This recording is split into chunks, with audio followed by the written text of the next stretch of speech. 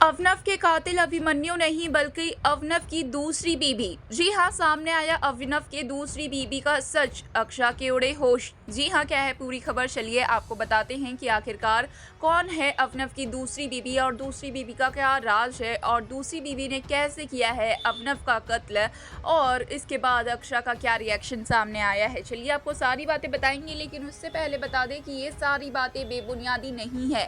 ये सारी बातें ऑन लोकेशन शूटिंग के दौरान पाई गई खबरों पे आधारित है, यानी कि आने वाले एपिसोड्स में आपको कुछ ऐसा होते हुए नजर आ सकता है। तो जरूर से ही इतनी मेहनत के लिए वीडियो को लाइक, चैनल को सब्सक्राइब और अगर आप चैनल पर नए हैं या फिर पुराने भी हैं और आपने बेल आइकन को नहीं प्रेस किया तो बेल आइकन भी प्रेस कर दें ताकि ऐसी और तमाम खबरें आप तक पहुंचती रहे। तो चलिए वीडियो की शुरुआत करते हैं, जहां पे हम आप सभी को बता दें कि अवनव की डेथ की खबर आ चुकी है, जहां पे अवनव की डेथ के लिए अभिमन्यु को अब तक जेल में गिरफ्तार करके रखा गया है। अभिमन्यु पर बड़े पापा कायरव और मुस्कान ने ये इल्जाम लगाया है कि अभिमन्यु ने जानबूझ के अवनव को धक्का दिया है।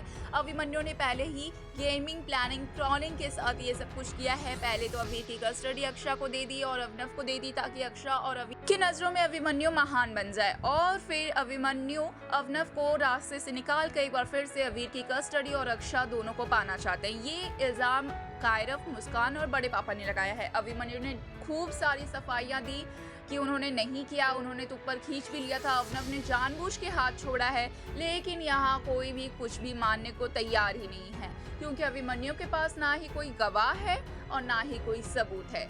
अब ऐसे में अभिमन्यु ने एक इच्छा जताई है कि वो अक्षा से मिलना चाहते हैं। जहां पर अक्षा आती है जेल में मिलने के लिए अभिमन्यु से, तो अभिमन्यु से कई सारे सवालात करती है कि आखिरकार अभिमन्यु तुमने ऐसा क्यों किया। जहां पर अभिमन्यु ये कहते हुए नजर आए हैं कि जरा अपने दिल पर हाथ रख के कहना अक्षा कि क्या तुम्हारा अभिमन्यु अपनी खुशियों के लिए किसी की जान ले सकता है, इतना बड़ा काम कर सकता है। तुमने इतना समय मेरे साथ बिताया है।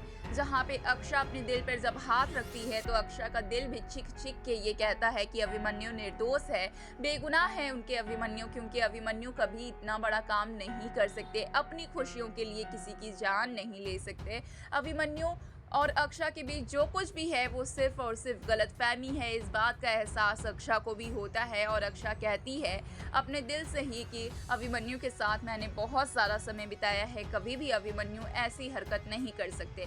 लेकिन अक्षा अब नहीं बताती है ये सारी बातें अभिमन्यु के सामने और कहती है कि बड़े पापा ने साफ साफ देखा है कि तुम ही गुनहगार हो।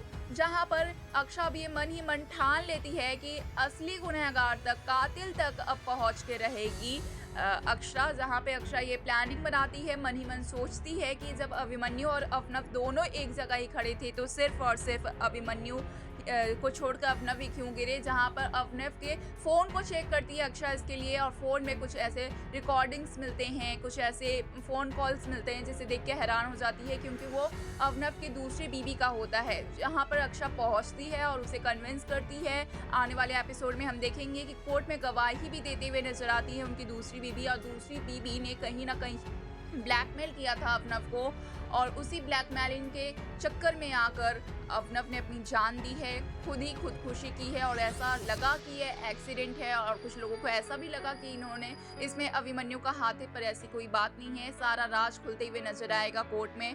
अवनव की पहली पत्नी सारी बात बताएगी कि मैंने क्या क्या बोला था और इसके बाद सब प्रूफ हो जाएगा कि अवनव ने जानबूझ के खुदकुशी की है। वेल, इस पे क्या है आपकी राय, हमें कमेंट्स में जरूर बताएं। साथ ही ऐसे खबरों के लिए सब्सक्राइब करना बिल्कुल भी ना भूलें।